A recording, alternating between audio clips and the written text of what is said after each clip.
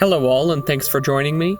Today we're going to start creating a new character and kicking off the intro questline for Destiny 2. The first thing you'll see is an intro screen displaying the current major expansion for the game. Once you get into the game proper, you're going to be presented with a choice of character class. The options for this are Titan, Hunter, and Warlock. Each of these classes has different abilities, different armor and equipment, and even different jumps.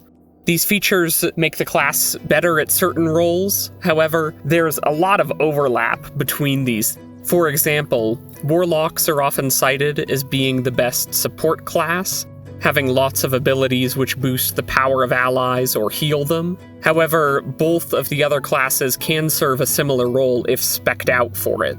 For example, Hunters have a dodge move that can boost the weapon damage of surrounding allies, and Titans have a super which can defend allies and boost their outgoing damage output. Additionally, every class can use healing grenades and build their character to receive bonuses from healing allies. For this reason, I think the best way to choose your class is to choose based on theme rather than going into all the specific details of abilities, because there's just too many. The classes roughly equate to Warrior for Titan, Rogue for Hunter, and Mage for Warlock. I recommend choosing based on which of those categories appeals to you, and this is always something you can experiment with later on. You can go back and start a different character as a different class until you find something that fits with you. For my part, I've played almost entirely Warlock since I started the game. I've also played a bit of Titan, so I'm going to go ahead and choose Hunter for this time around.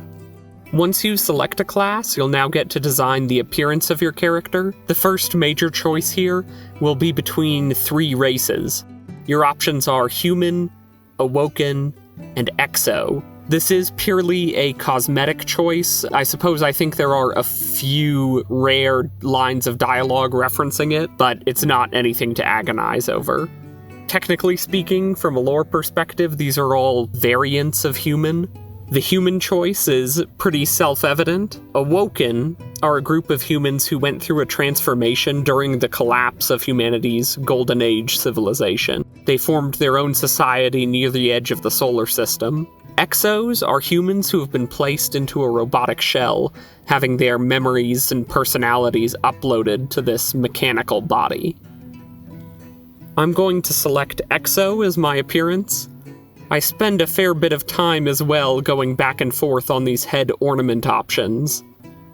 I feel drawn to the forehead ribbon cables, but eventually I decide to go for these swept back ear antennae for better Wi-Fi reception. Once we have our character appearance built, we'll launch into the game proper by selecting that character.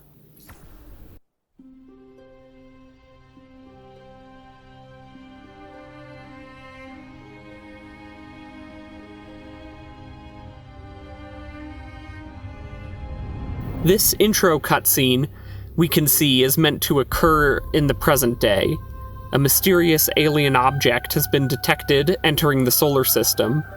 When the object heads for Mars, a mission is sent to investigate it. Meanwhile, the object begins terraforming the planet, making it suitable for life. The group of explorers being the first to witness rainfall on the rapidly transforming planet of Mars.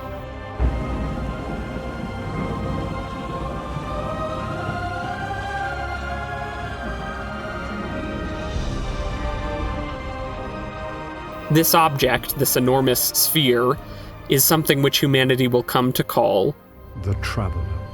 The Traveler is an enormous spherical machine. It wanders through the solar system, transforming more planets into forms that can support life, and it wields seemingly supernatural or paracausal abilities, which come to be known as the Light. It's unclear to me if the Traveler actually communicated directly with humanity. Its arrival changed us forever.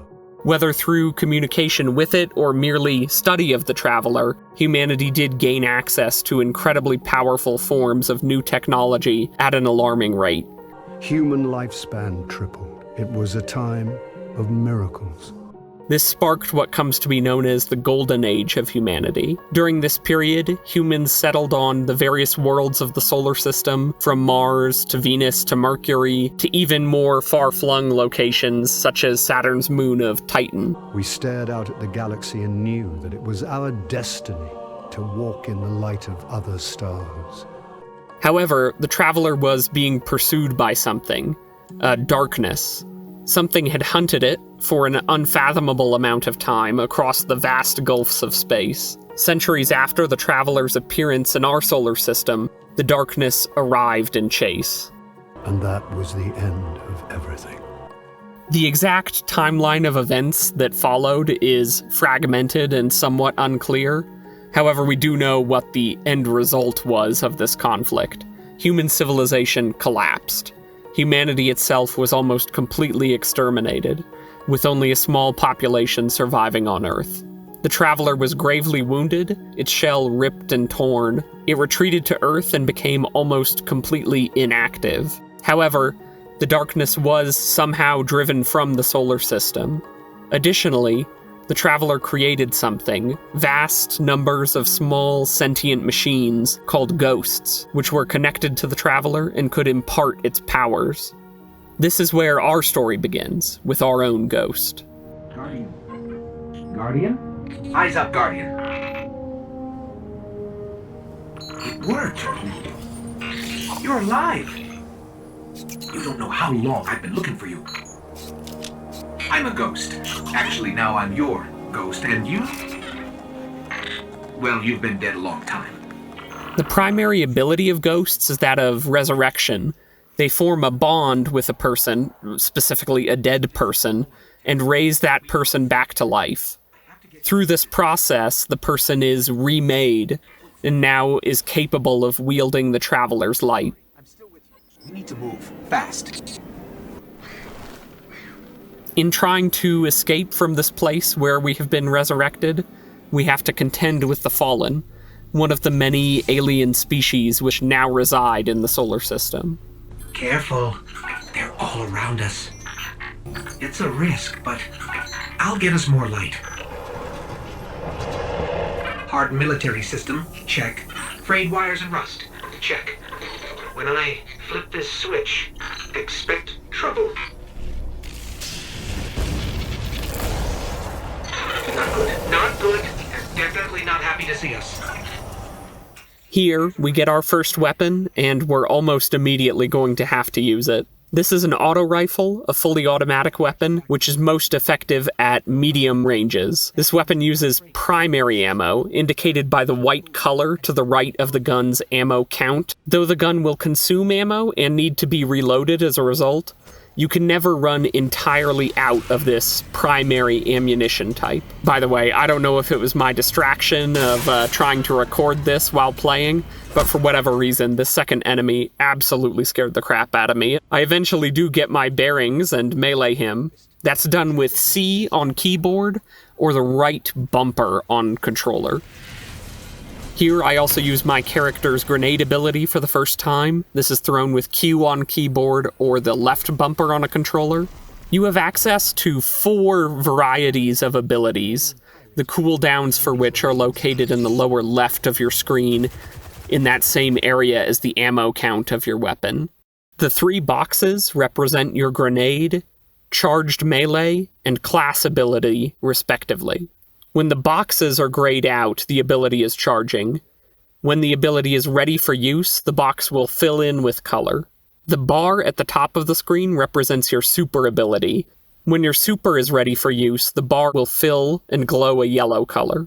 It won't be charging right away, but we'll get to that later. Speaking of pirates, there's a loot cache. Let's take what's inside. We get our second weapon of the game, a shotgun. Shotguns are high-damage weapons, only effective at very close range. It's important to note that this weapon has a different ammo type than our first one. This green ammo is referred to as special ammo.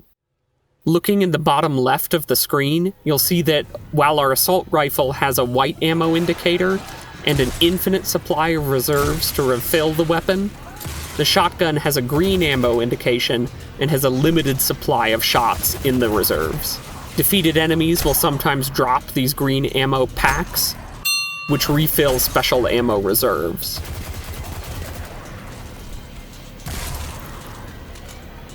After fighting our way down the hallway, we come across a fallen captain, and our super ability is unlocked for use. For hunters, this will take the form of a golden gun, with a limited number of shots and extremely high damage. Your light is strong, Guardian.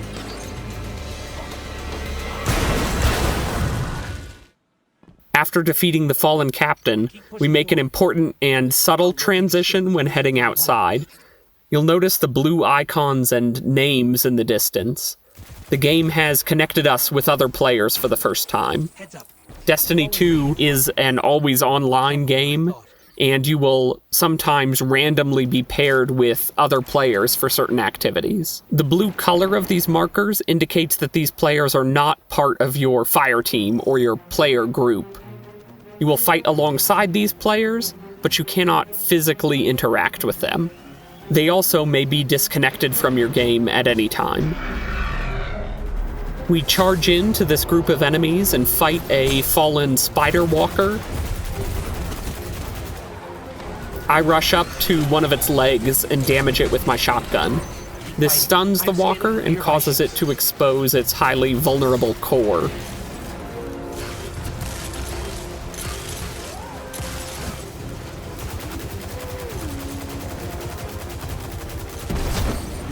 With the walker dead, our ghost leads us in the direction of a signal. No shit, but I'm detecting a friendly signal nearby. They may be able to help. I repeat, this is Shah Han. My Vanguard operation is compromised. I'm separated from my strike team. Vanguard. They're from the last city. Shaw, where are you? We can help. Cass, Maeve, if you're hearing this, rendezvous at the following coordinates. Something's interfering. I don't think he heard us, but I've got a lock on his location.